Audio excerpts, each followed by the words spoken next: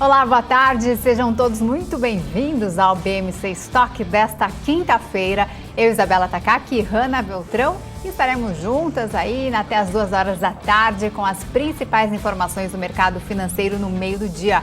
Confira os destaques de hoje.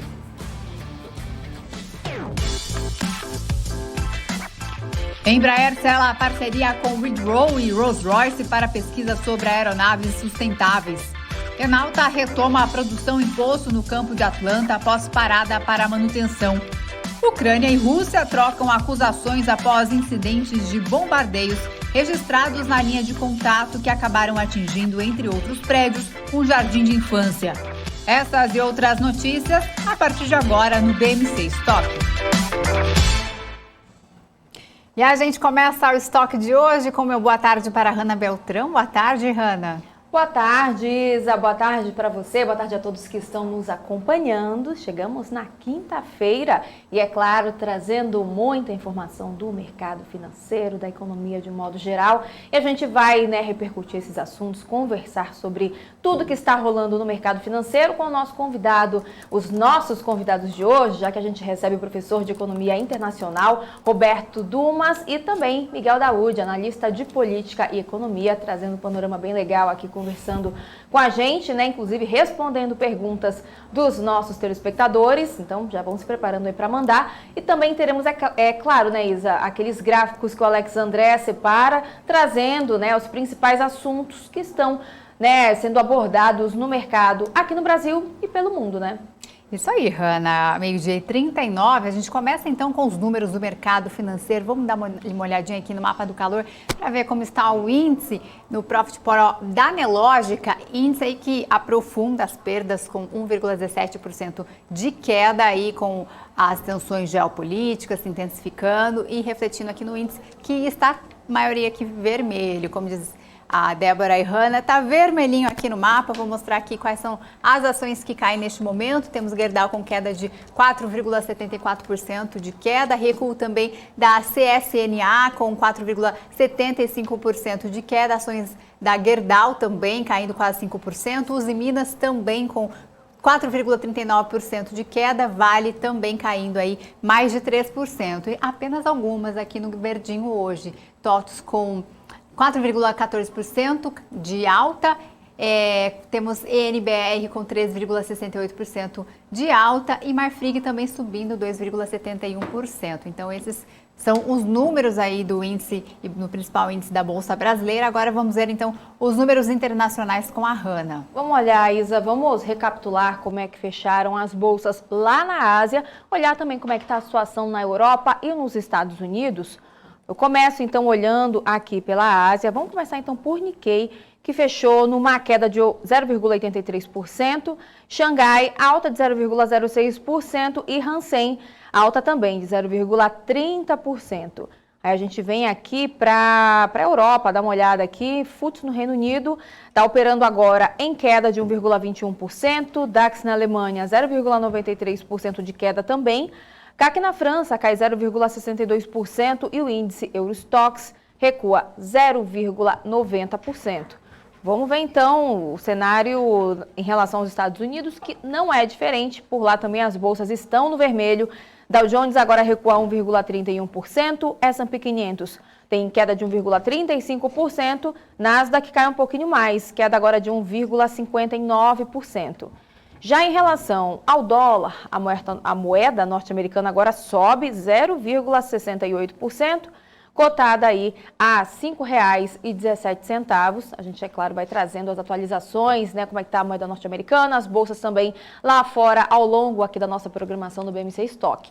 E a gente segue, trazendo notícias internacionais, porque o Google anunciou que está adotando novas restrições de privacidade que vão cortar o rastreamento de aplicativos em seus dispositivos Android.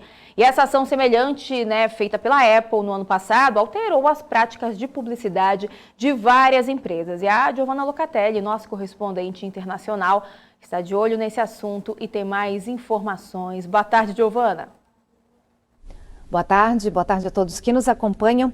O Google disse que está desenvolvendo novos substitutos focados na privacidade para seu ID de publicidade, uma sequência única de caracteres que identifica o dispositivo do usuário. As identificações digitais nos smartphones geralmente ajudam as empresas de tecnologia de anúncios a rastrear e compartilhar informações sobre os consumidores. As mudanças podem afetar grandes empresas que dependem do rastreamento de usuários em aplicativos, como a Meta, por exemplo, controladora do Facebook. Os ajustes da Apple atingiram a Meta particularmente forte. A Meta disse no início deste mês que as mudanças de privacidade da Apple irão reduzir as vendas da empresa de mídia social este ano em cerca de 10 bilhões de dólares.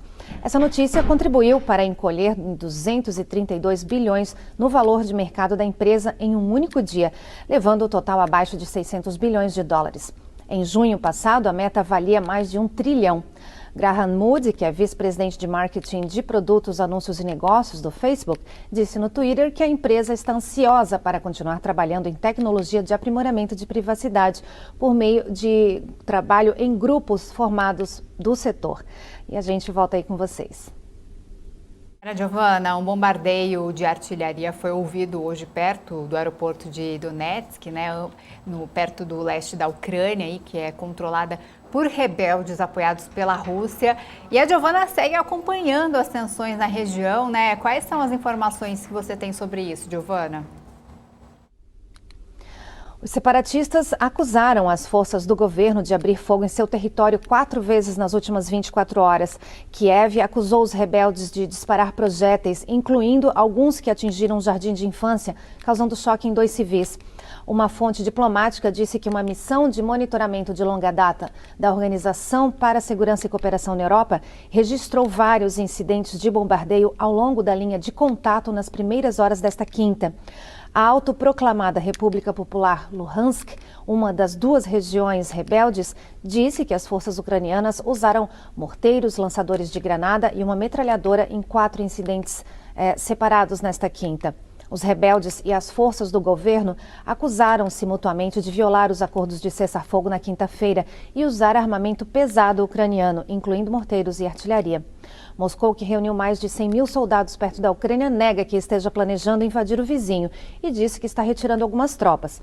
O Ocidente contesta que houve uma retirada significativa. E os Estados Unidos disseram que milhares de soldados ainda estão chegando.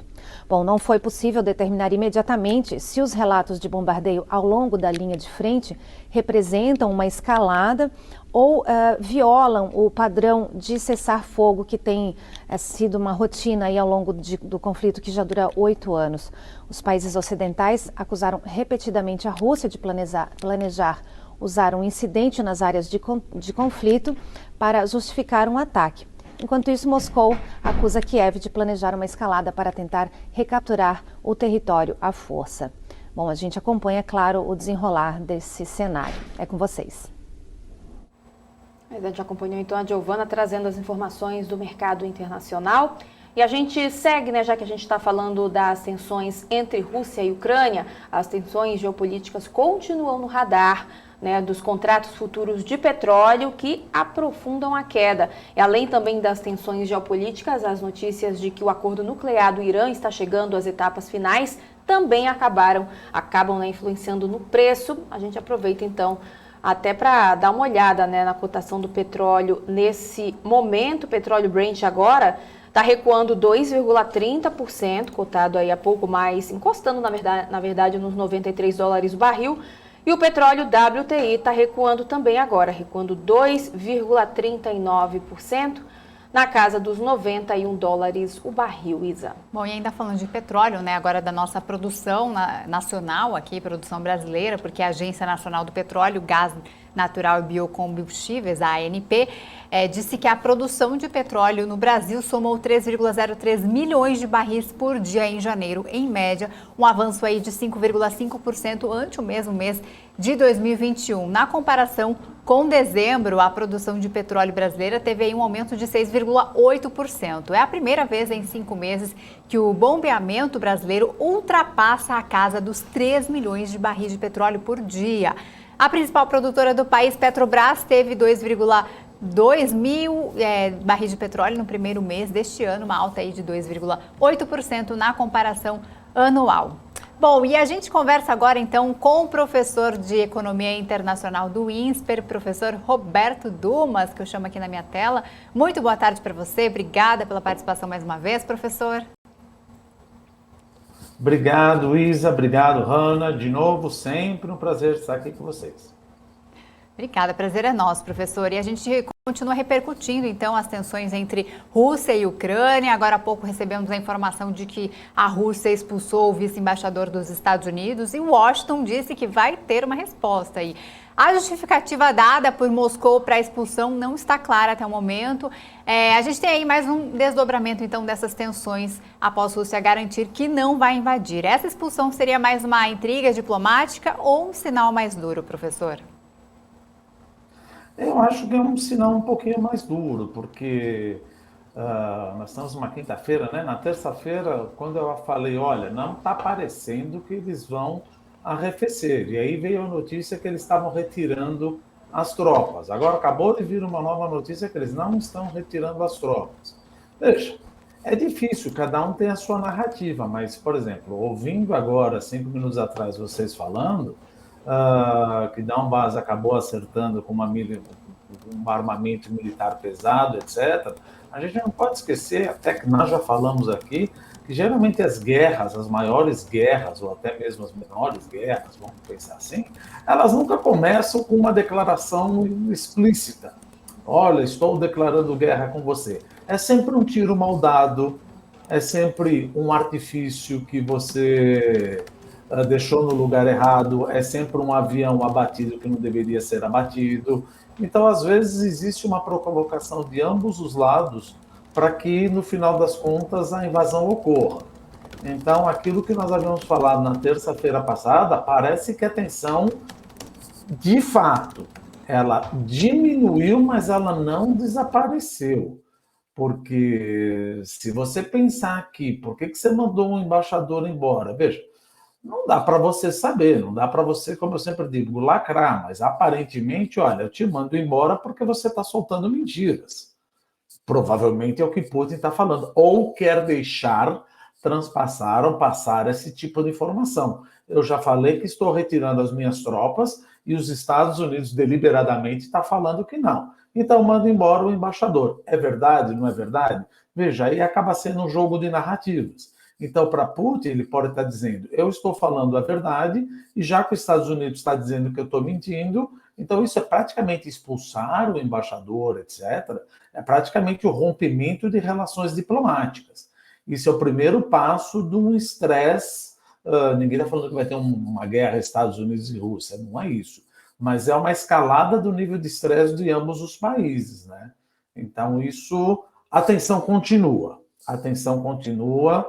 E é óbvio, o ser humano está sempre desesperado atrás de boas notícias, mas se continua a artilharia, se continua o armamento e aquilo não está sendo diminuído, aí você acaba se perguntando, olha, então por quê?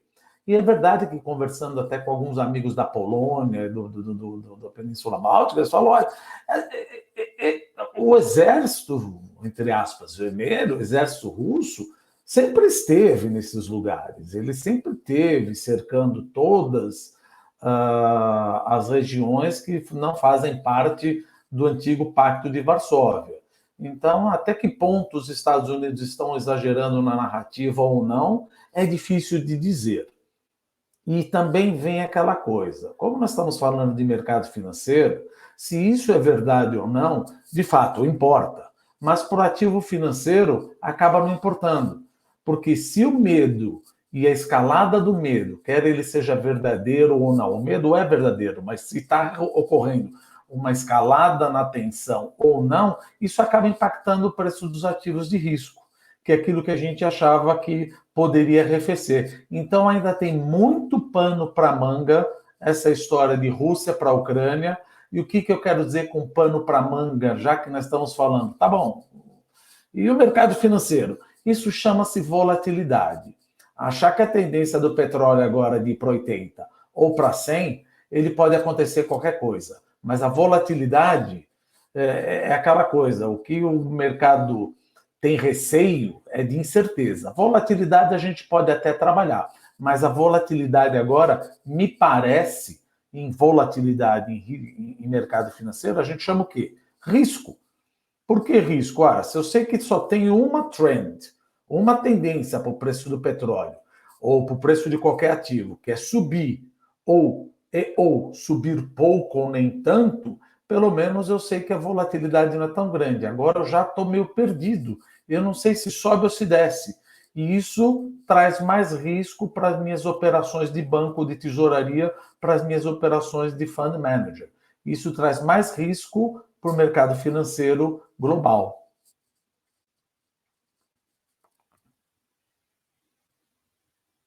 Você acha que esse rumor aí já em relação à expulsão do embaixador americano da Rússia é o que está afetando aí, causando mais especulações no mercado? Veja, o que a gente pode pensar? A Rússia acabou de dizer, olha, acabou, né? Para você ver, cada dia aqui é uma coisa nova, né? Absolutamente nova.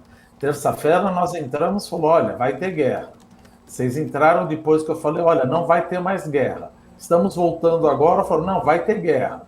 Então fica meio complicado, mas o fato de você expulsar o embaixador, o que pode significar? Pode significar que Putin está dizendo, eu falei que não vai ter guerra, eu estou tirando a minha artilharia, meu exército, então já que você acha que eu estou mentindo, eu expulso o embaixador norte-americano da Rússia. Então parece que isso é uma resposta um nível mais elevado, um DEFCON 2 aí, de expulsão do embaixador, do tipo, já que você não acredita em mim, então você pode ir embora. Só que a visão dos satélites mostra justamente o contrário. Você não está vendo que está tendo uma desmilitarização da região. Então, de novo, o que a gente está querendo dizer é aquilo que vai ter guerra, não vai ter guerra, agora vai ter guerra, não vai ter guerra, isso piora muito o cenário do mercado financeiro. Porque num dia você acha, olha, está uma maravilha, no outro dia você acha, estou com tensão, no outro dia você fala, poxa, então expulsaram, para que diabos você expulsa um diplomata? Você expulsa um diplomata porque a tensão escalou. Ou seja, é o último passo de você entrar numa escalada mais temerária. Obviamente, como eu digo, não acho que teremos um intempérie militar entre Estados Unidos e Rússia, mas expulsar diplomata de um país é a última parte diplomática que um país pode fazer, tipo, não quero mais conversa com você. Isso piora as coisas, né, Rani e Isa? Exatamente, professor. Agora vamos trocar um pouquinho de assunto, né? Após a gente repercutir Rússia e Ucrânia, vamos mudar de assunto, né, Hanna? Com certeza. Vamos falar agora, né, já que na ata do Federal Reserve, né, divulgada ontem, a ata mostrou que autoridades do Federal Reserve, né, concordaram em reunião com as pressões sobre a inflação e os dados também fortes de emprego, e é hora também de apertar a política monetária. Qual é a sua opinião em relação a esse resultado da ata, professor? Olha, a ata, geralmente, quando a gente lê a ata do Federal Reserve, você tem que ler com uma lupa e com olhos de lince. Né? Qualquer vírgula fora do lugar você já interpreta. Então, você lendo a ata, você vê que, de fato, existe uma expectativa de aperto monetário, existe uma expectativa de diminuir diminuir o crescimento do balanço do Banco Central. Por quê? O Banco Central, o Federal Reserve, ele continua fazendo o quantitative easing, o afrouxamento monetário. O que ele fazia no ano passado? Ele comprava 120 bilhões de dólares de T-bonds e mortgage-backed security, ele compra e joga dinheiro no mercado. Caiu para 90, agora estamos em 60 bilhões de dólares. O que a gente espera para a próxima ata? É o que nós estamos esperando. Veja, essa ata saiu no momento, ou seja, a reunião saiu no momento, ela foi constituída no momento anterior da inflação de janeiro ser 7,5%. Ela saiu no momento anterior do IPP, do IPP, inflação de preço do produtor, sair 9,7, ou seja, isso é uma inflação de emerging market. Então, o que a gente espera para a próxima reunião e para a próxima ata? Pode acontecer, pode não acontecer, que aí sim deve alterar para valer o preço de ativos. Primeiro, é bem provável que ele vai querer subir a taxa de juros, não 25 basis points, mas 50 basis points. Isso não está fora do radar. Ah, vamos subir 7 vezes. Sim, vamos subir 7 vezes, mas já começa com uma pancada de 50 basis points. Isso não está no preço ainda do câmbio. Segundo, ao invés de continuar comprando títulos públicos, é bem provável que o Banco Central, o Federal Reserve, comece a anunciar que ele vai retirar o estímulo monetário e, ao contrário, ele vai diminuir o balanço. Ou seja, ao invés de ele comprar títulos públicos, ele vai começar a vender títulos públicos, ele vende título público, tira dinheiro da praça. E isso ele está indo completamente na direção de uma política monetária mais contracionista do que ele está anunciando agora, anunciou nessa última ata. Essa última ata, ela foi, de certa maneira, causou um impacto? Não, como a gente fala, ela foi, de certa maneira, dovish. Não, mas você acabou de falar que ele fala que vai aumentar a oferta, vai aumentar a restritividade da política monetária? Sim, mas também a gente já esperava. Agora, eu acho que na próxima ata, na próxima reunião, ele vai ser mais hawkish ainda. E isso não está no preço do câmbio. E isso não está no preço dos ativos. Falar que vai tirar dinheiro da praça, estou colocando 60 bi, agora eu vou tirar. Falar que ao invés de aumentar 25 basis points, vai aumentar 50 basis points, isso acaba levando uma depreciação cambial, principalmente de países emergentes. E talvez, como a gente havia preconizado, aquela rotação de ativos que estava saindo dos Estados Unidos, das tech values, para ir para growth, para value, growth e tecnologia e vir para value aqui no Brasil, possa acabar. O outro ponto também, lá para maio ou talvez junho, outra coisa que não está no preço. O câmbio continua apreciando. Sim, mas gente, a gente não pode esquecer, nós vamos ter uma eleição, de novo, pesada. Vai ser uma briga boa. Eles não vão discutir os principais candidatos, eles não vão discutir planos de governo. Eu acho difícil começar a discutir plano de governo. O plano de governo é que vai ser quem ataca mais o outro. E isso não está no preço. Pensa um investidor que coloca dinheiro no país e está vendo que vai ter uma eleição pesada e a discussão está cada vez mais virulenta e um atacando o outro num nível que não deveria ser assim, mas vai ser assim. Então só para resumir, temos dois fatores por que eu não acredito que o câmbio vai continuar apreciando ao longo do ano. Primeiro, o Banco Central vai ser mais hawkish. Mas ele não está sendo? Está, mas mais do que a gente está esperando. Segundo, para mim, o preço da eleição ainda não está no valor dos ativos. Então, eu acho que, de novo, essa felicidade, depende de que lado da equação você esteja, a apreciação cambial, ou como todo mundo fala, make Brazilian reais great again. Muito cuidado, porque eu já vi gente falar, mas o câmbio vai voltar para 4. Calma aí. Não me parece ser producente achar que o real vai apreciar tanto. Isso não quer dizer que a gente é a favor ou contra de ninguém. Isso quer dizer que, gente, a culpa não é minha, a culpa é dos Estados Unidos, ou melhor, você tem que não culpar, né? Porque não existe culpado.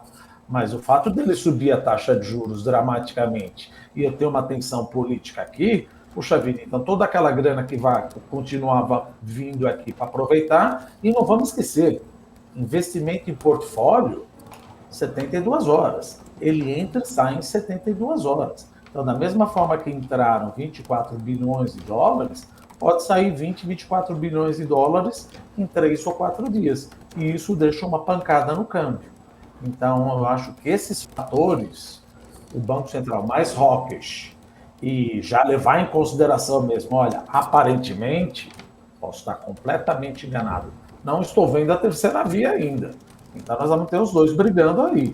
Você prefere um? Eu não prefiro nada, a gente põe preço.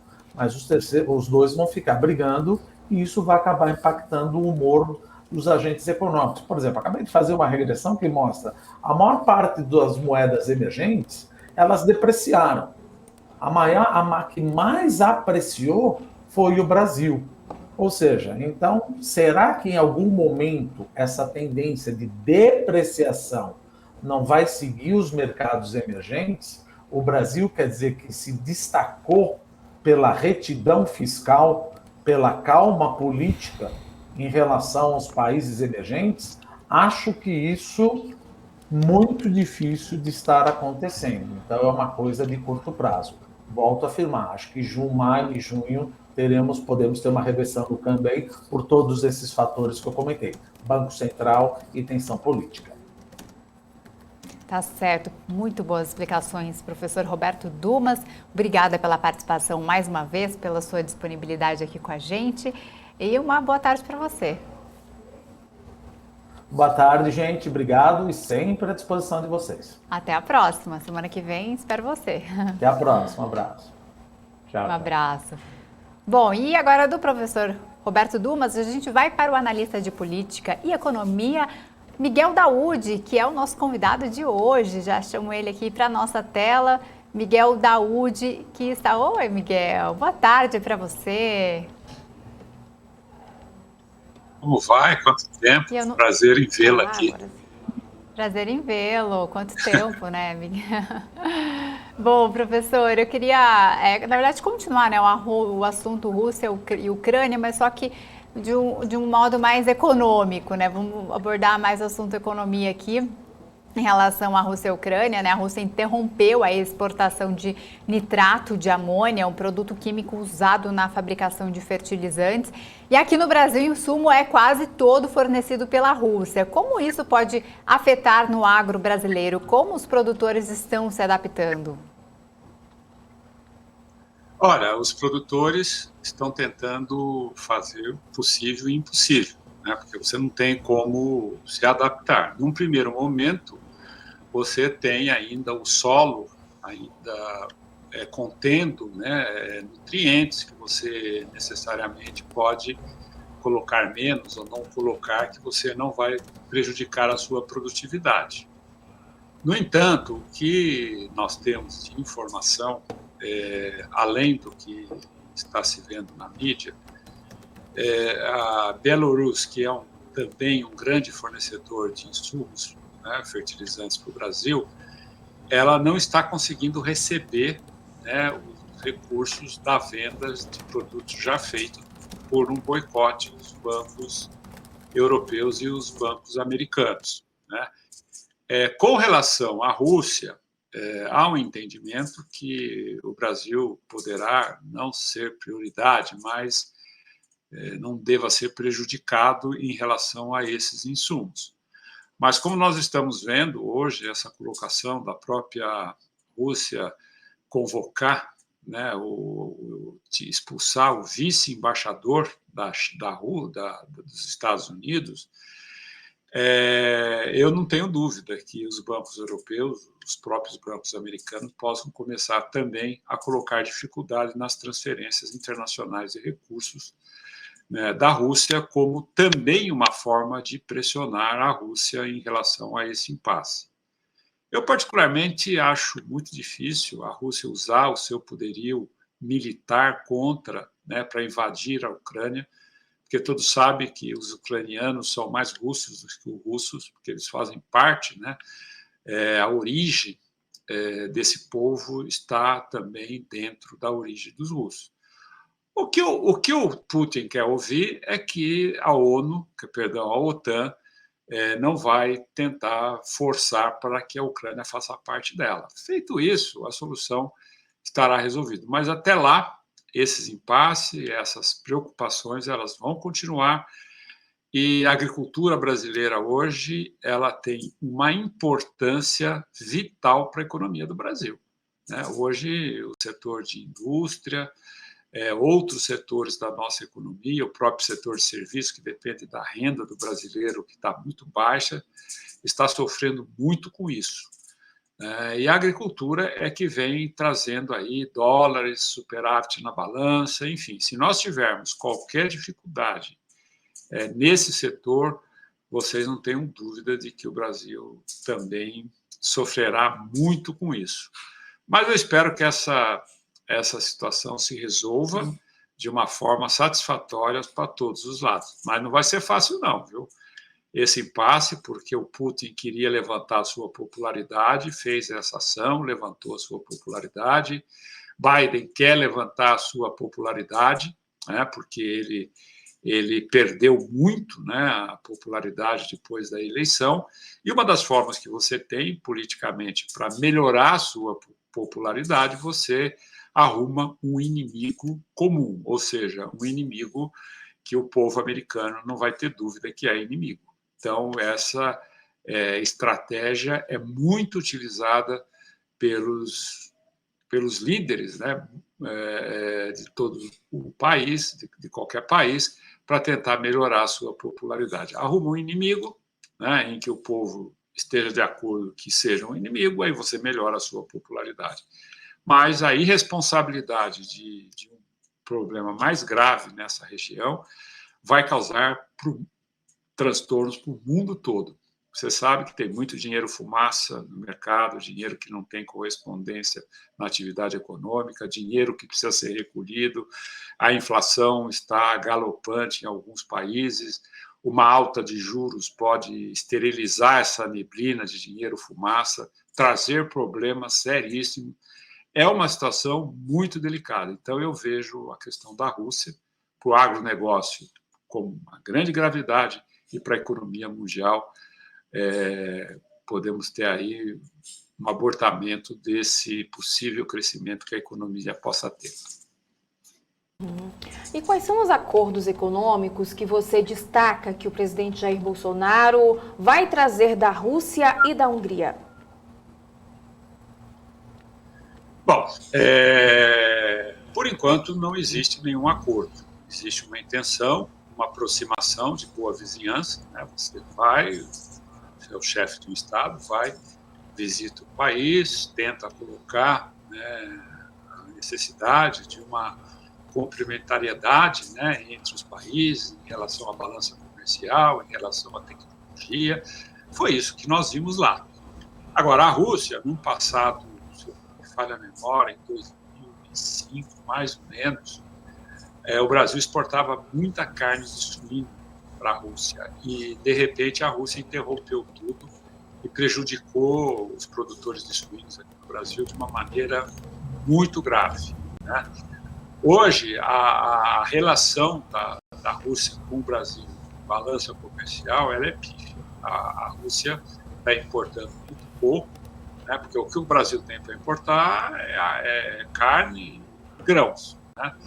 Só que a Rússia, ela está se tornando agora, por essa questão de tentar aumentar a sua inserção, né, uma soberania na política internacional, que pode ser alvo de boicotes, ela está investindo muito na agricultura e você vê que ela é muito forte no trigo, o preço do trigo no mercado mundial está muito alto, mas a Rússia não vai, de antemão, abrir qualquer expectativa. A Hungria é um país que, né, se acha que tem uma identidade igual a do governo, mas tudo isso é bobagem, sabe por quê? Porque esses países, eles não tomam decisão com base se a pessoa é simpática, se a pessoa é bonitinha, se a pessoa pensa como ele.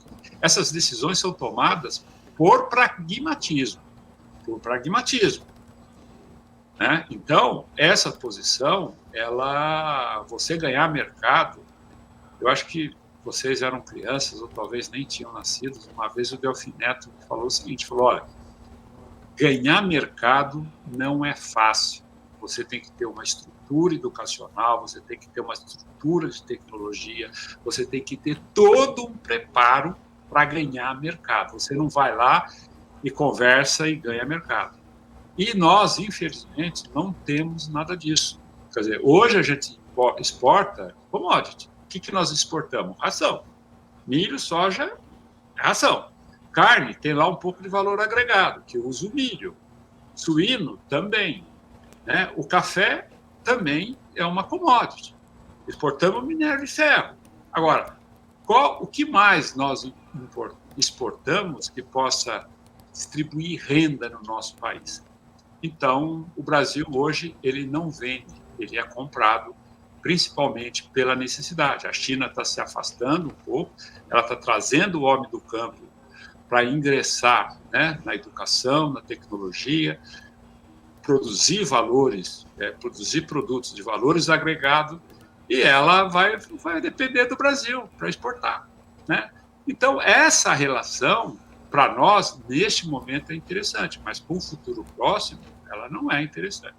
Então, essa aproximação do Brasil com a Hungria, com a Rússia, é fantástica. Eu acho que o presidente Bolsonaro tinha que ir mesmo, tinha como ele cancelar, ele tinha que fazer o que fez, né? Conversar, tentar fazer acordo, enfim, mas os resultados disso não são imediatos e nem mexem com a expectativa do mercado em relação a essas decisões.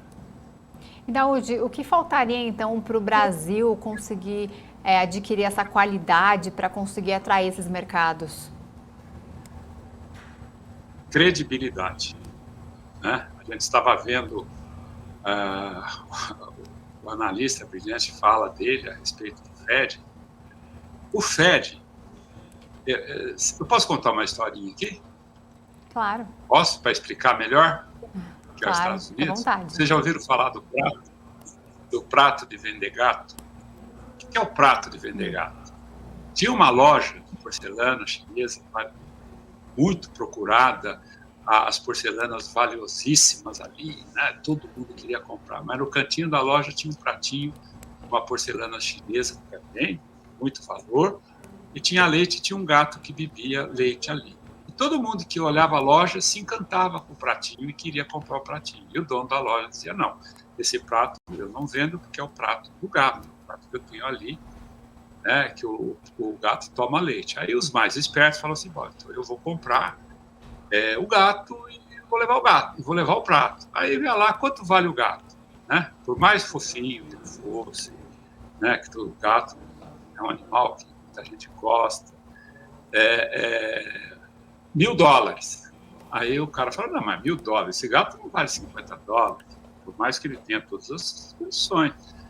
Aí o cara falou, não, mas não, é $1.000. Aí o cara esperto falou, não, vou pagar $1.000 no gato e vou levar o prato. E ele ia lá, pagava $1.000, pegava o gato, põe embaixo do braço. A hora que ele ia pegar o pratinho, o dono da loja falava para ele, não, esse pratinho não está com o gato. Ele falou, não, mas o senhor não disse que o pratinho é do gato? Ele falou, não, esse pratinho eu uso para vender gato, né? A economia americana é exatamente isso.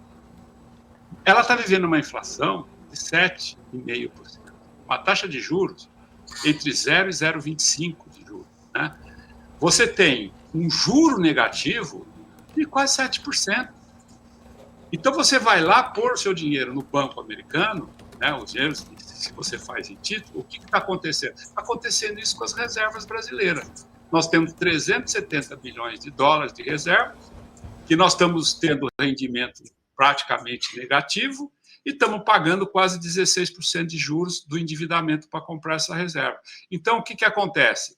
Com os Estados Unidos, com uma taxa de juros real negativa, todo mundo põe o dinheiro lá. Isso chama credibilidade. E a credibilidade está calçada em princípios jurídicos, em programas. Agora, aqui nós temos um Congresso que não está ali para resolver as questões cruciais do Brasil, né?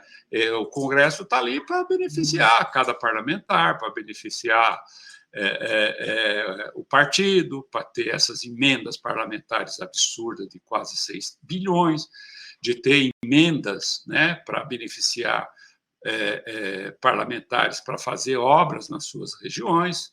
Aí tem um evento como houve lá em Petrópolis, né? Não, porque nós precisamos resolver isso, porque isso precisa fazer financiamento. Não, nós precisamos de um projeto, nós precisamos de ter credibilidade. Vou dar mais um exemplo, não quero me alongar muito, mas acho que é importante que as pessoas que estão nos ouvindo saibam disso. Nós vamos construir ferrovia, né? Vamos fazer a BR do Mar, vamos reformar porto, vamos melhorar a nossa estrutura. Nós temos gente para trabalhar em tudo isso? Nós temos tecnologia para operar tudo isso? Nós temos carga tributária conveniente para operar isso?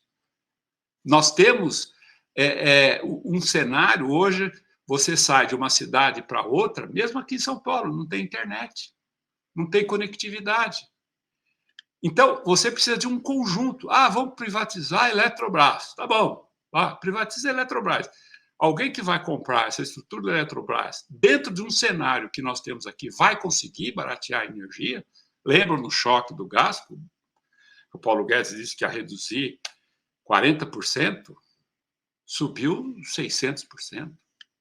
Então, nós temos que ter uma estrutura dentro do Brasil, não precisa já ter isso para valer, mas ter um projeto factível, confiável, em que você traga para o presente a credibilidade para que as pessoas possam te antecipar. Eu só vou encerrar com uma seguinte observação.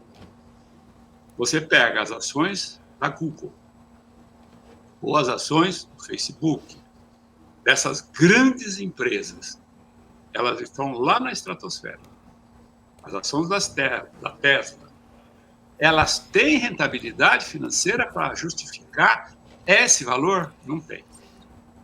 Não tem. Então, eles trazem para o presente um cenário positivo. E é isso que nós temos que fazer. E mudando um pouquinho de assunto, Miguel Daoud, segundo o Climatempo, né, o Laninha deve ficar mais fraco a partir de agora e as chuvas volumosas devem voltar de forma mais intensa no centro-oeste e também no sudeste, inclusive é o que a gente também tem acompanhado, a gente vê aí nos noticiários o que tem acontecido lá em Petrópolis, no Rio de Janeiro. Né, os agricultores nessas áreas que estão em trabalho de colheita podem enfrentar problemas com esse excesso de chuva, na sua opinião, e o que eles podem fazer também para se precaver em relação a isso?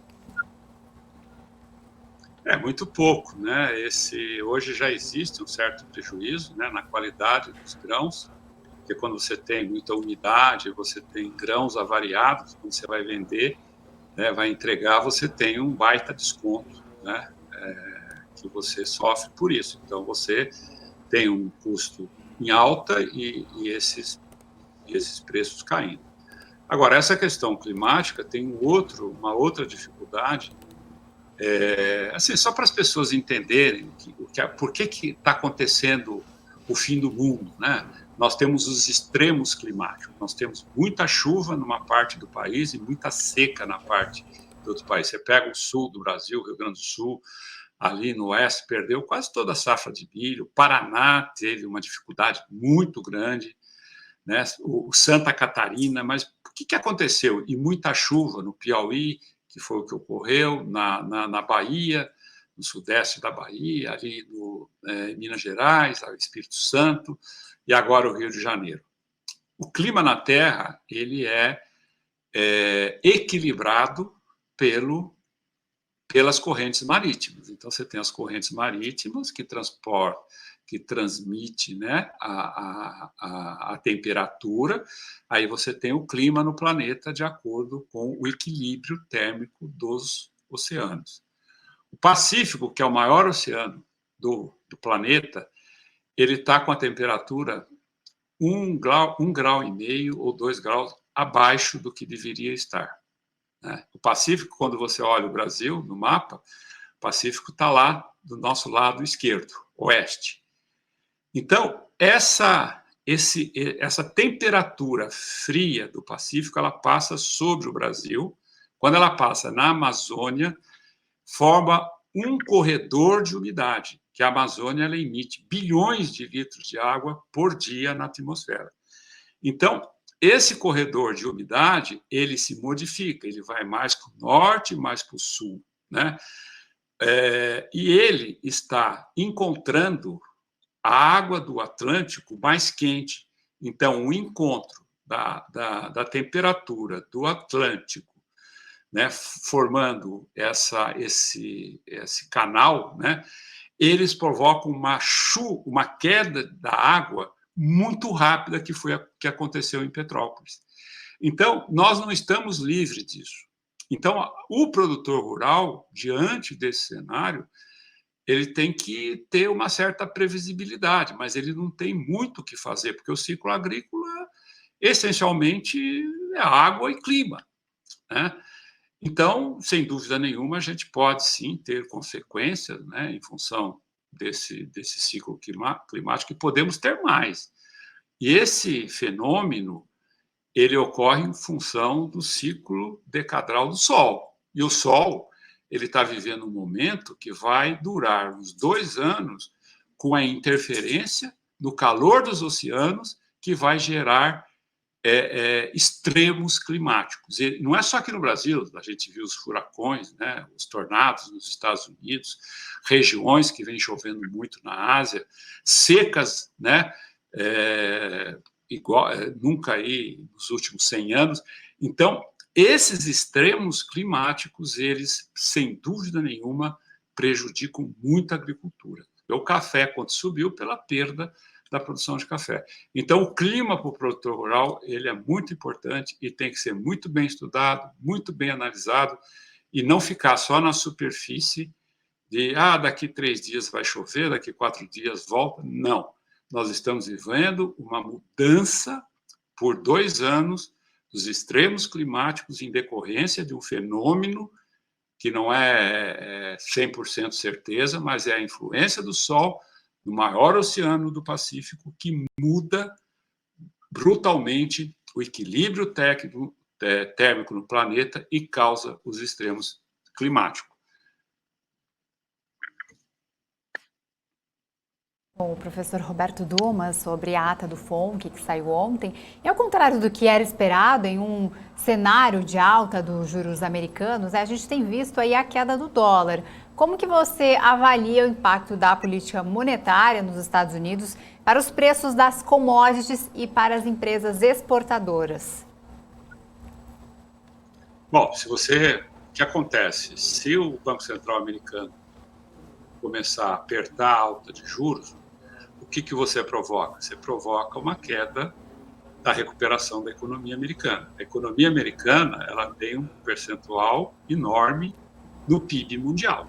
Então, se você tem uma economia que pode entrar em retração, você causa evidentemente, também a desvalorização do dólar, né? Porque o dólar, ele vai acabar perdendo o seu valor em relação a outras moedas. As principais commodities hoje, não só as agrícolas como outras, elas têm a formação, né, dos seus preços em dólar, né, e principalmente os preços futuros. Então, se você tem uma expectativa de uma alta mais forte de juros, evidentemente que você pode sim ter uma queda no preço das commodities. Com relação ao Brasil, eu volto a insistir. O dólar que está entrando no Brasil, né, não é dólar para investimento, é dólar que vem para arbitragem. Então, se eu tenho dinheiro no banco em que eu não estou sendo remunerado e a inflação está comendo o meu dinheiro, eu vou levar para o país onde eu tenha uma remuneração de 6% real, não negativa, né? Agora, esse sentimento aí, como Dumas, né, colocou, ele deixou claro, ele falou, olha, Dumas, isso funciona desde que você não entre no estresse político. Agora, se você entrar no estresse político, o mercado ele não vai procurar rentabilidade, ele vai procurar, né, segurança. Então, mesmo com os países aí com dificuldades em levar a taxa de juros, o recurso volta rapidamente. E o que é interessante é que quando você olha o mercado futuro, você vê que essas operações, elas também estão presentes no mercado futuro. Quer dizer, você melhora o câmbio, né, o real, em relação ao dólar, mas você pode ter um revés se nós tivermos um cenário político. Agora, eu vejo também, eu vou dizer o seguinte, se eu sou investidor, onde que eu vou comprar ação? No Brasil. Eu vou comprar ação de grandes empresas. Aconteça o que acontecer na política. Eu não estou pensando no mês que vem, em outubro, na eleição, não, eu estou pensando no Brasil, que é uma potência que, seja lá o que acontecer na eleição, essas empresas brasileiras, elas estão muito deprimidas.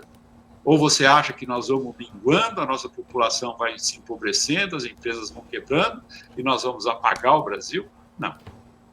Eu acho que a gente tem que ter uma mudança. E essa mudança, dentro de 1 ano, 2 anos, ela ocorre. Então, os grandes investidores, que é o que a gente tem percebido na Bolsa, eles estão buscando exatamente um cenário de mais longo prazo. Porque as bolsas americanas, outras bolsas, subiram demais. Então, não tem sustentação diante da necessidade de alta de juros. Então, eu vou para outro país. Agora, o que impediria isso seria um estresse muito forte no cenário político, que eu acredito que pode acontecer, sim, né? Então, esse é o único risco. Caso contrário, eu acho que o real vai tentar, né, se apreciar diante do dólar em função desse cenário. E também agora a gente tem essa questão da Rússia, Ucrânia, que acaba também trazendo alguma insegurança na cadeia de suprimento, principalmente do Brasil, que são os insumos agrícolas. E como é que a inflação em alta nos Estados Unidos impacta os investimentos aqui no Brasil e o patamar de juros por aqui? Também tem atraído o investidor lá fora, né, o investidor estrangeiro? Quais são as expectativas, na sua opinião, para esse movimento?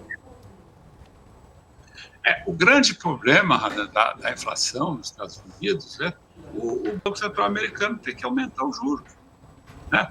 Porque, quer a gente queira ou não, o dólar, que é a moeda americana, ela é a moeda mundial, é a moeda que é utilizada pelos países como reserva, utilizada na formação dos preços das principais commodities. Então, se aumenta a taxa de juros, você, sem dúvida nenhuma, você tem uma modificação no fluxo cambial de todo o planeta, né? E no caso aqui do Brasil, o Brasil, sem dúvida, né, se os Estados Unidos não crescer na velocidade que se estima, esse crescimento vai ser irradiado para outros países. Você pega, por exemplo, hoje a Ásia, né? A Ásia, dentro dos próximos 5 anos, vai se tornar o centro mundial de mercado. Ela vai ter lá vários sistemas de compras, de vendas. Ela vai tomar o espaço dos Estados Unidos. Então, por isso que os Estados Unidos têm muito cuidado, né? E a China, ela não está mais preocupada em fazer produtos por fazer, para vender de baixa qualidade. Ela está investindo muito em tecnologia, ela está avançando, né, nessa questão da inteligência, né? Tem 400 mil chineses estudando nas melhores universidades do mundo, e ela quer, sim, a hegemonia na tecnologia. A questão militar, que fala, mas os Estados Unidos... Não é nada disso. Eu acho que o mundo briga hoje pela hegemonia da tecnologia, que nos últimos tempos avançou demais. E, para isso, precisa investir em educação, que é o que a China está fazendo, investindo muito, né? Se você olhar hoje a hora dos alunos chineses, é uma coisa que ganha de qualquer país desenvolvido, porque eles estão botando a criançada para estudar, para se desenvolver, porque eles querem, sim, dominar o mundo por esse viés, né? E os Estados Unidos começa a perder um pouco isso, né? Começa a perder um pouco essa hegemonia diante de outros países, né? Tanto que ele tem que se firmar em diversos cenários, né? Perdeu muito tempo no Oriente Médio, tentando achar que o petróleo fosse ser essencial por mais longo prazo, hoje não é. Então, o mundo é assim, você busca, né, a soberania através da hegemonia política, econômica e militar. E hoje a gente tem essa modificação, e o Brasil hoje tem um ponto positivo, a meu ver, que é um grande produtor de comida, né? Um grande produtor de commodities. Isso acaba ajudando muito o Brasil sobre o aspecto de uma segurança. Agora, a população brasileira, ela continua pobre, dependendo e sem renda, porque commodities não distribui renda, não agrega valor ao sistema de produção. A Daudi estava comentando sobre o investimento em educação, né? A Coreia do Sul fez isso também, né? O que era a Coreia do Sul há 15, 20 anos? Eles investiram muito em educação e hoje deu um salto econômico aí bem grande que a gente pode ver. Mas agora, para finalizar, né, a gente está tomando bastante seu tempo aqui. E em pouco tempo, hein? Eles pegaram o Não, dinheiro do FMI e investiram em educação, né? exatamente, em muito pouco tempo, né? Algo de se espelhar, né? A China está fazendo isso, algo que o Brasil deveria fazer também, né? Para ter resultado lá na frente. Bom, desculpa, Daúde. Eu estou aqui emocionado de chamar de professor. Não, mas é um professor aqui, o pessoal no chat está elogiando pra caramba você aqui, dizendo que você é muito didático, né? Quase que um professor também. Em relação agora ao cenário eleitoral. Vamos lá, acho que a gente está com um pouco de delay, né? Eu falo e entrega um pouco mais tarde para você. Mas continuando aqui, para a gente ir já caminhando para o fim, você comentou que as empresas aí não dependem, né, do cenário eleitoral, mas eu queria falar em relação a isso porque a gente está no ano eleitoral, né? E o mercado tem seu candidato geralmente, né? E você acha que o mercado já tem seu candidato esse ano? Qual que é a sua opinião em relação a isso? Olha, o mercado, vocês trabalham, né? Sabem disso, têm uma experiência muito grande.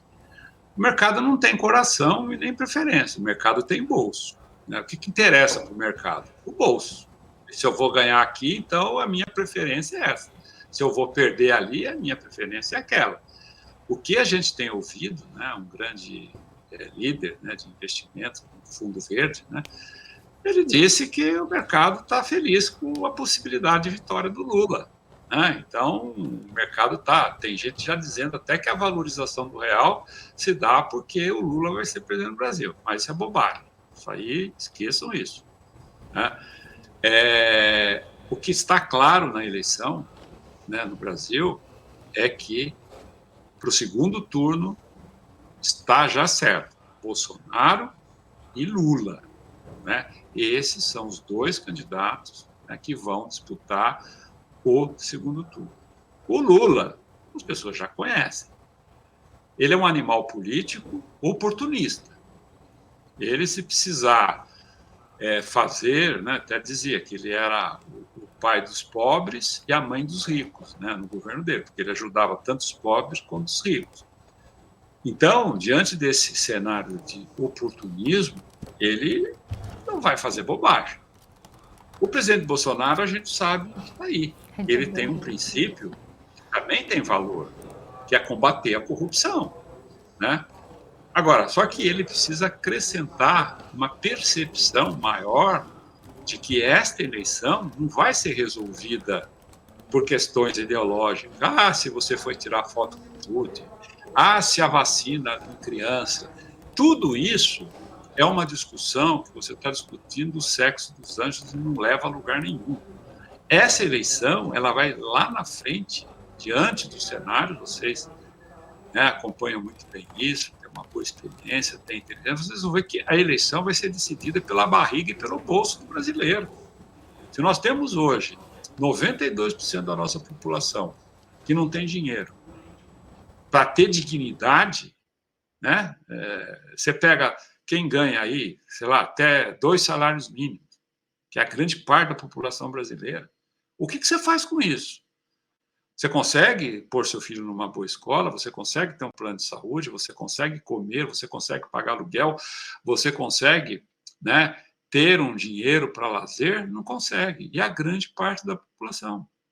Então, no momento em que, né, a eleição for sendo canalizada, né, para o seu final, o que vai prevalecer é a questão econômica, não é a questão ideológica. A questão ideológica você alimenta, né, ali parte do eleitorado, mas a questão preponderante de peso na economia, na eleição, vai ser a questão da economia.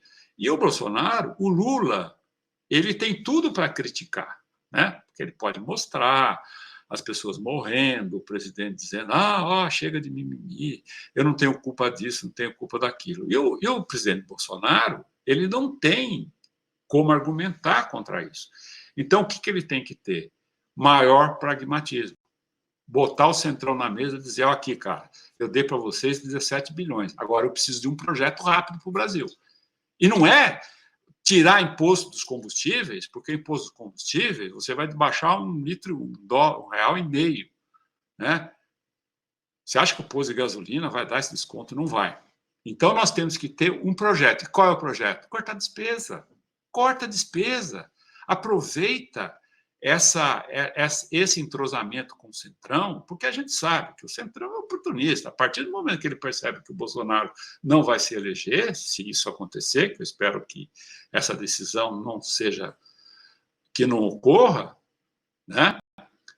O Centrão vai deixar ele falando sozinho. O Valdemar Costa Neto, ele já disse, ele falou, não, para mim não importa quem vai ser o presidente, o que importa é que eu vou ter uma grande bancada com o Bolsonaro, que ele vai me dar uma grande bancada, e o presidente eu vou sentar com ele e negociar um apoio diante de uma grande bancada que eu vou ter. Agora, qual é o nosso projeto? Qual é o nosso projeto? Para essas pessoas que estão precisando trabalhar, estão passando fome. Você não ouve. Hoje eu vi no jornal, Paulo Guedes vai oferecer 100 bilhões de crédito. O fulano vai cortar o IPI.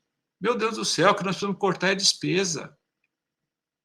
Precisamos cortar despesa, porque a hora que você corta a despesa, que você mostra, né, e abre espaço para você, nesse momento, dar um pouco de conforto e credibilidade para a população do Brasil, você ganha pontos com isso.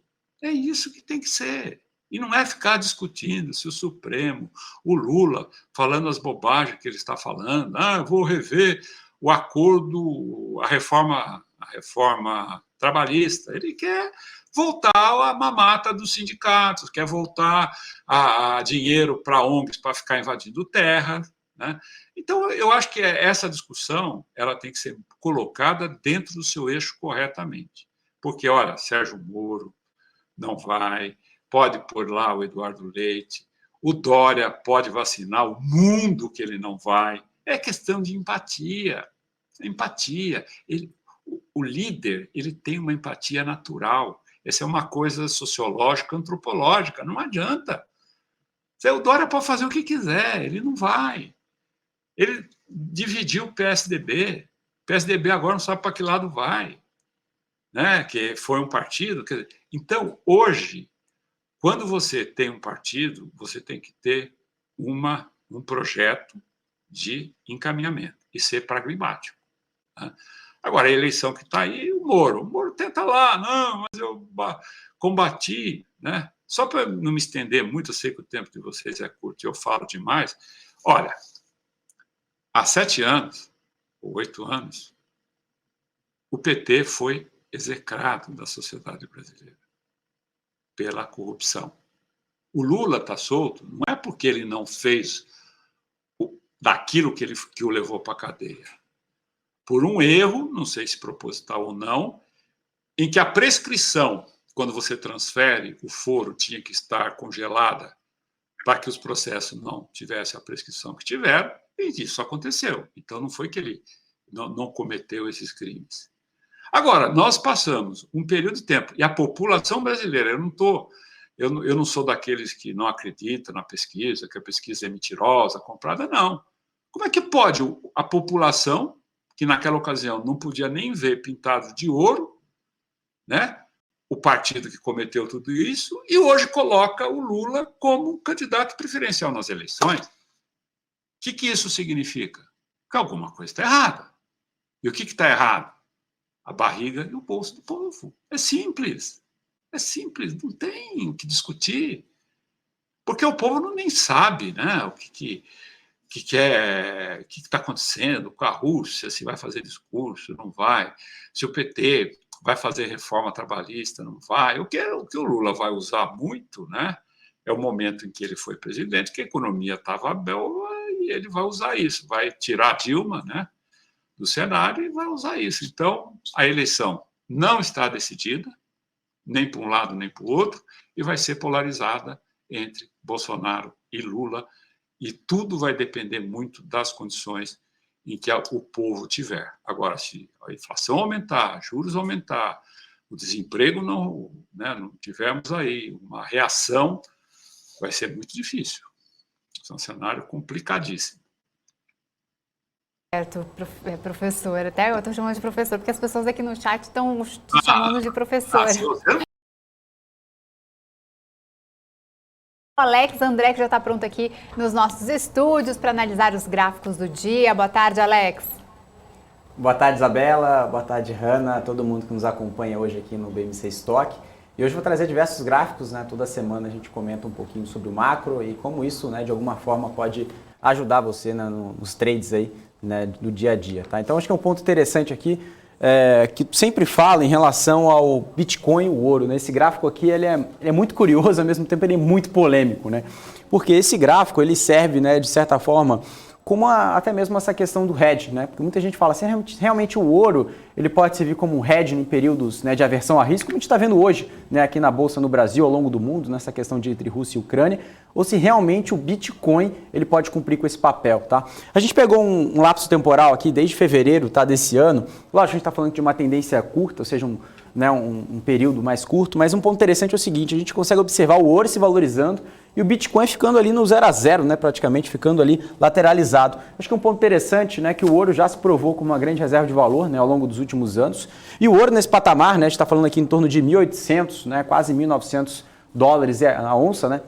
Isso demonstra uma resiliência mesmo com a sinalização de aumento de juros, né? A gente já trouxe gráficos aqui também no BMC Stock mostrando, né, que o aumento, né, de yields, né, principalmente na Treasury americana, né, de 10 anos, tem ali um movimento, né, inverso em relação ali ao preço do ouro, tá? Mas isso colabora principalmente com o ambiente macro, né, mais desafiador que a gente tem visto, principalmente as últimas tensões, o investidor correndo para ouro, tá? Também, claro que a gente olha também algumas ações aqui no Brasil, a gente tem aí praticamente uma companhia que todo mundo conhece, né, que é a Aura, né, uma BDR, que é uma ação listada no Canadá, tá? Então acho que é um ponto interessante. E o Bitcoin acho que tem ali uma grande polêmica, né? Eu queria até trazer uma provocação com você que está aqui no chat nos assistindo. Coloca aí se realmente você acredita se o ouro ou o Bitcoin, não vale colocar os dois, ouro ou Bitcoin, você investe, né? Você olha como uma reserva de valor, tá? Então acho que é um ponto interessante, um ponto bem polêmico, não existe certo ou errado, mas nesse gráfico aqui a gente pega aqui e coloca um ponto mais qualitativo para o ouro, tá? Principalmente em relação a gente tem mais dados, enfim, mais track para medir isso daqui, tá? Bom, aí a gente começa a falar de moedas, né? A gente fala aqui de moedas emergentes, né? Um basket de moedas emergentes utilizando aqui, né, a performance relativa ao dólar, né? Ou seja, a gente coloca aqui que o real, né, o brasileiro, ou seja, a nossa moeda aqui no Brasil foi o que mais valorizou, né, em relação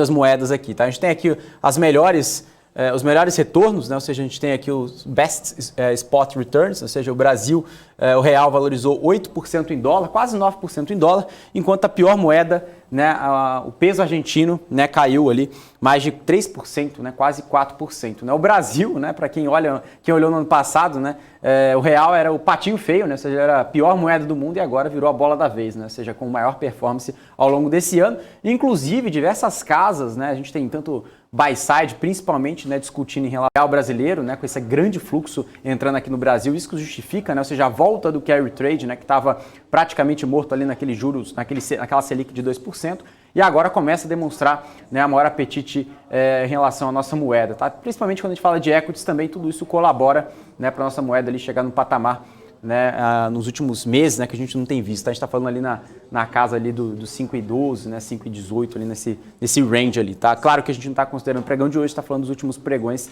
desde então, a gente está falando desde o fechamento de ontem, tá? Eu acho que é um ponto interessante.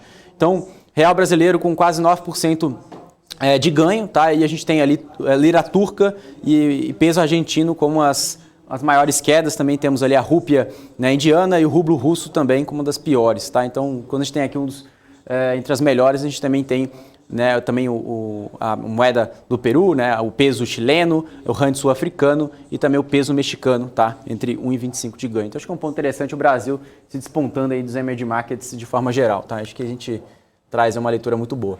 Bom, aí esse gráfico aqui que é interessante, pessoal, que a gente fala em relação aos hikes, né, ou seja, os aumentos de juros nos Estados Unidos que o mercado está precificando, tá?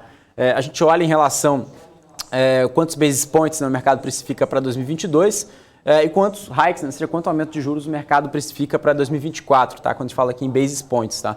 A gente tem essa linha azul, né, que está precificada em 2022, ou seja, o mercado espera em torno de 160 basis points, e o mercado também espera aproximadamente nesse nível, tá? Também em torno ali de 180, 160 basis points para 2024, tá? Ou seja, o mercado espera cada vez mais, a gente consegue observar esse aumento, ou seja, cada vez mais que essa curva sobe, né, fica mais inclinada, isso também demonstra maior aversão ao risco em relação a equities, ou seja, cada vez mais o mercado acredita que esse tom, seja de aumento de juros, vai ser muito maior do que o mercado está precificando. Lembrando, para quem olhava meses atrás, né, até a própria política monetária, né, os próprios Fed Boys, né, diziam, né, que o próprio consenso girava em 0,25. Depois começou já a ter uma probabilidade, inclusive que a gente comenta bastante, né, em relação ao mercado, já precificando 50 basis points. E agora, inclusive, James Bullard, né, seja o principal Fed Boy ali mais hawkish, já coloca ali 100 basis points e também principalmente 7 aumentos de juros ao longo do ano de 2022. Tá? Ou seja, isso colabora principalmente na curva e o que foi comentado, inclusive, na ata do Copom aqui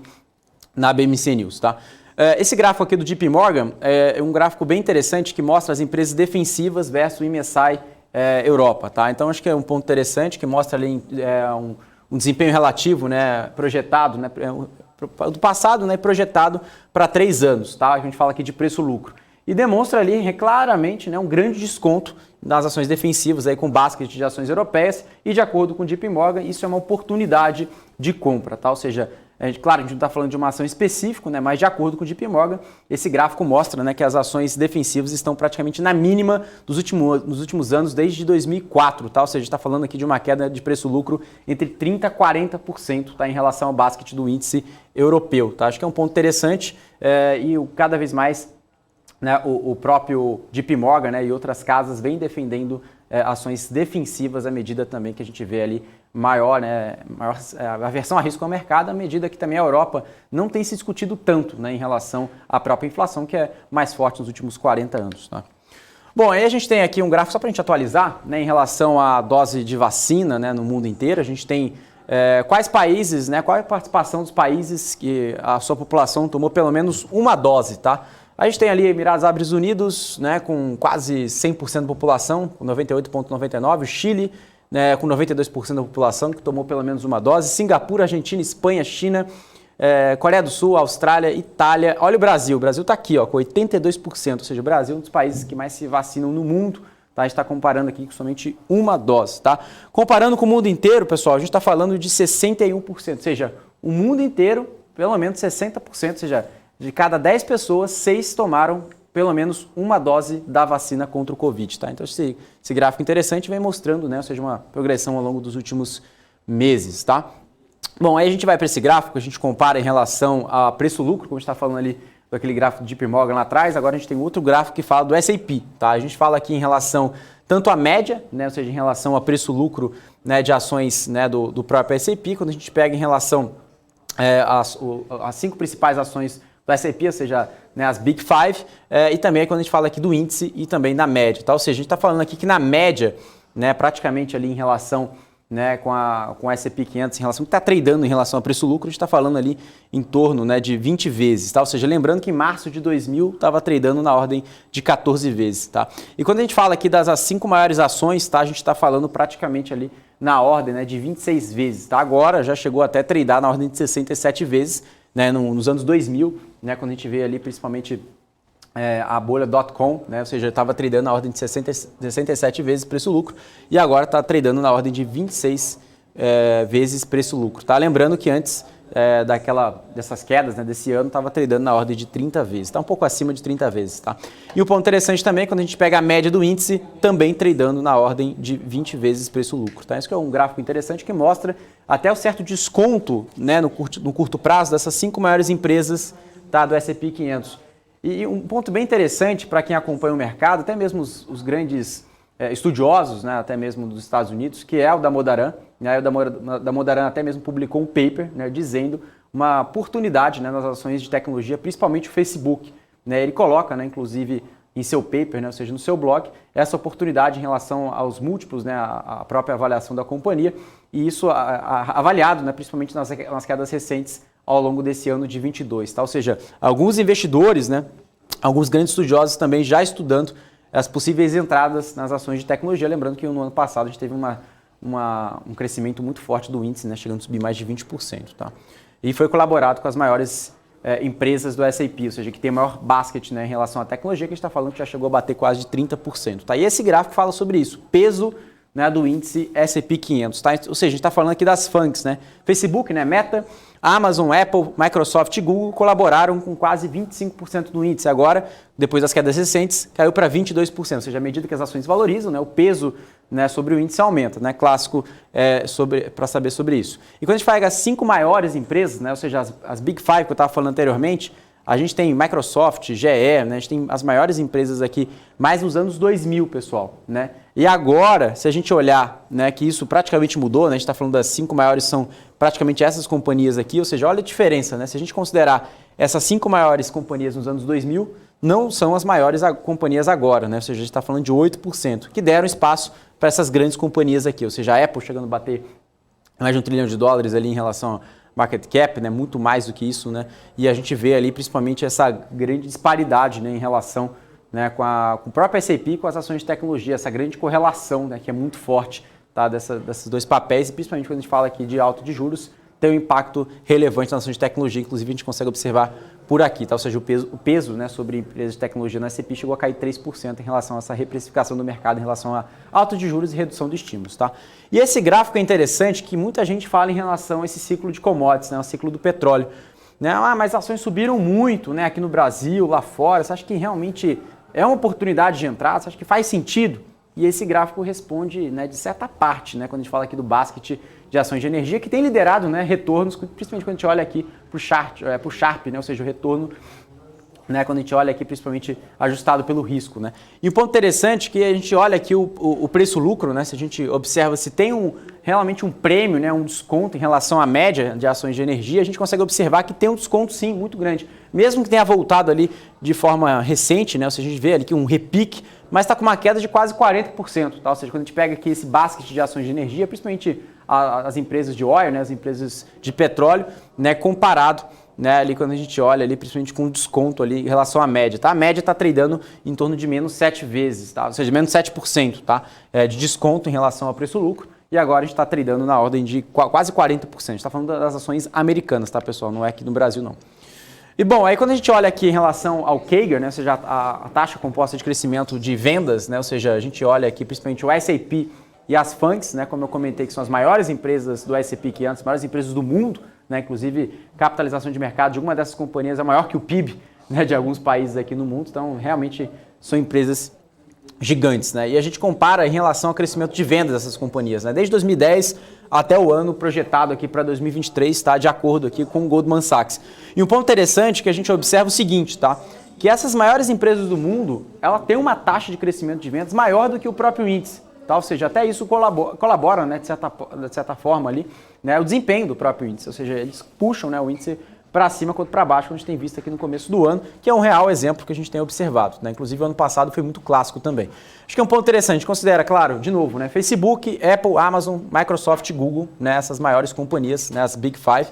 E a gente olha o seguinte, 2023 está projetado 16% de crescimento de vendas contra 5% de crescimento do S&P. Tá? 22%, a gente está falando de crescimento de 15% comparado a 7% do índice. Tá?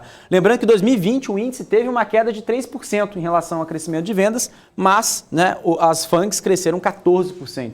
Né? Ou seja, olhando para um crescimento de compounding, ou seja, um crescimento ao longo dos anos, a gente consegue observar, né, que as próprias FANGs, as maiores empresas de tecnologia, têm outperformado, né, o próprio índice. E isso é bem interessante e demonstra a real importância do stock picking, né, dentro de um asset allocation, né, correto aí, que é feito por cada perfil de risco, né, de cada investidor. E esse último gráfico a gente vai falar aqui sobre empresas de energia, né, ou seja, o total return, ou seja, o retorno relativo ali desde os anos de 2015 até agora, comparado, né, com o preço do Brent, e a gente coloca ali o preço do Brent projetado, né, de acordo com o Goldman Sachs, nos próximos 3 anos, tá? Ou seja, com essa linha pontilhada, tá? Então, ou seja, de acordo com o Goldman Sachs, o preço do Brent deve ficar na ordem de $90, tá, daqui nos próximos 3 anos, e isso mostra claramente que tem uma alta correlação com o preço do Brent com as empresas do setor de energia, claro, principalmente com as empresas do setor de petróleo, né, nos Estados Unidos.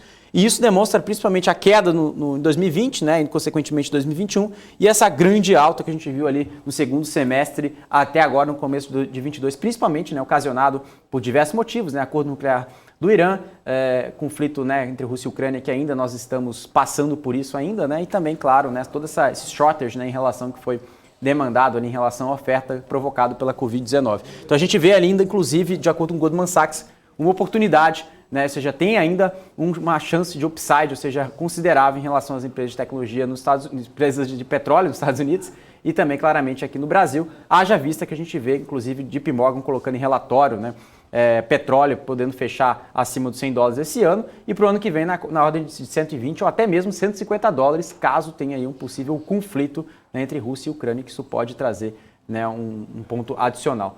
Tá bom? Então esses são os principais gráficos de hoje. Hanna e Isabela, para sempre atualizar todo mundo aqui que nos assiste. Tá certo, obrigada, Alex. Até amanhã. Até mais, obrigado. Até mais. Tchau, tchau.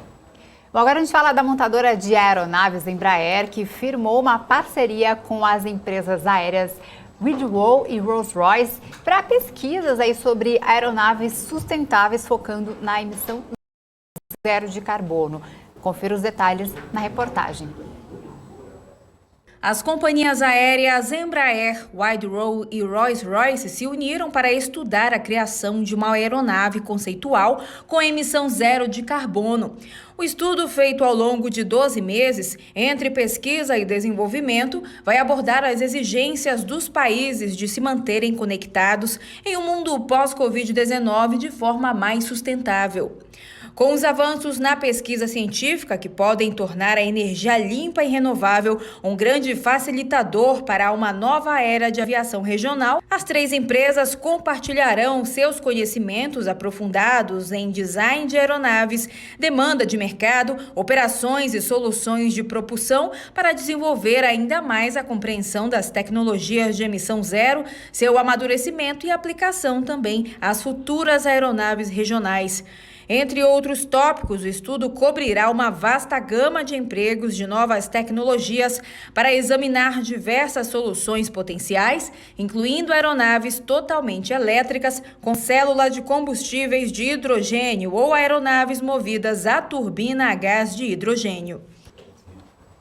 Mais uma notícia sobre a montadora de aeronaves, a IVES, empresa subsidiária da Embraer, e a Sky Sports afirmaram hoje também uma parceria que vai apoiar o desenvolvimento de um novo conceito de operação para a mobilidade aérea avançada, incluindo mobilidade aérea urbana, para o Departamento de Aviação Civil do Japão. Em comunicado, a companhia afirmou que a iniciativa visa oferecer uma visão compartilhada de espaço aéreo, operação, infraestrutura e outros benefícios também que capacitem a operação no país. A Sky Sports é líder em fornecimento de infraestrutura para veículos elétricos de decolagem e aterrissagem vertical de passageiros e também de cargas. A Embraer destacou que a IVE tem se dedicado a viabilizar e também a dimensionar com segurança o ecossistema de forma global. A gente aproveita para dar uma olhada então nos papéis de Embraer. Vou pedir para o pessoal compartilhar aqui na tela para a gente ver bem rapidinho. Separei então Embraer para a gente olhar agora. Embraer agora que está recuando, né? Recuando agora 2,59%. Com o papel na casa dos R$19,54, Isa. Bom, agora a gente fala da Enalta, que anunciou nesta quinta-feira o retorno da produção do Poço 7 no campo de Atlanta, na Baía de Santos, após a interrupção para a substituição da bomba do leito marinho. Com isso, então, o campo volta a produzir cerca de 12.500 barris de óleo por dia, contribuindo para que a produção total da companhia fique em cerca de 21.500 barris por dia. A companhia informou ainda que conta com outras 2 bombas que vão ser enviadas para manutenção, devendo estar aí disponíveis em meados de 2022, quando está previsto o retorno do Poço 7. Então vamos aproveitar e dar uma olhadinha no setor de petróleo, Enalta, Hanna? Vamos olhar, Isa. Separei aqui então para a gente ver Enalta, como está nesse momento. Enalta está subindo 0,99%, né, encostando nesse 1% de alta. O papel está sendo comercializado a R$16,26. Aí eu separei aqui o setor, né? A gente consegue ver que só Enalta está subindo aqui no setor de petróleo. No resto, aqui no restante das outras companhias, a gente vê então 3R Petroleum recuando 2,72%, Petri 3 e Petri 4 também recuando agora, Petri 3 cai 0,36% e Petri 4 0,21%.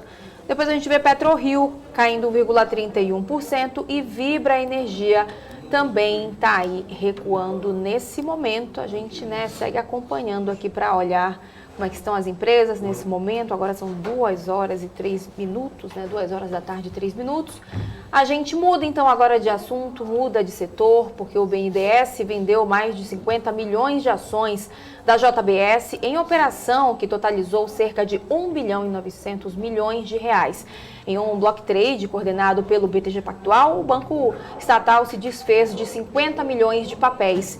Em dezembro, quando o BNDES começou a se livrar da JBS com a venda de 70 milhões de ações, a firma dos irmãos Batista levou praticamente todas as ações, desembolsando mais de 2 bilhões e meio de reais. Com a venda de ontem, então, o BNDES reduz a posição da JBS para menos de 20% e a aposta do banco na companhia foi bastante lucrativa. Desde 2007, o BNDES Par colocou 8 bilhões, pouco mais de 8 bilhões de reais na JBS, com o retorno que bateu o Ibovespa, CDI e a meta atual aí de fundos de pensão do BNDES.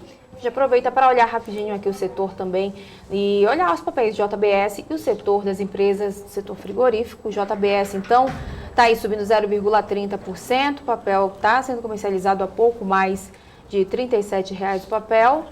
E só para a gente finalizar aqui, já que eu falei para o pessoal que a gente olha rapidinho o setor, apenas BRF está caindo, agora caiu 1,16%, depois a gente vê então JBS subindo, Marfrig sobe 3,49% e Minerva está também subindo agora 1,01%.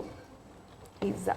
Bom, e a gente vai chegando ao fim do BMC Stock de hoje. Muito obrigada pela sua companhia até agora. Eu me despeço da Hanna, que volta mais tarde com o Business, né, Hanna? Volto mais tarde, a gente tem empresa hoje sim no Business. Espero todo mundo, então, para a gente fazer mais. Façam perguntas no chat que a gente vai mandando aqui para a companhia, tá bom? Até amanhã, Isa.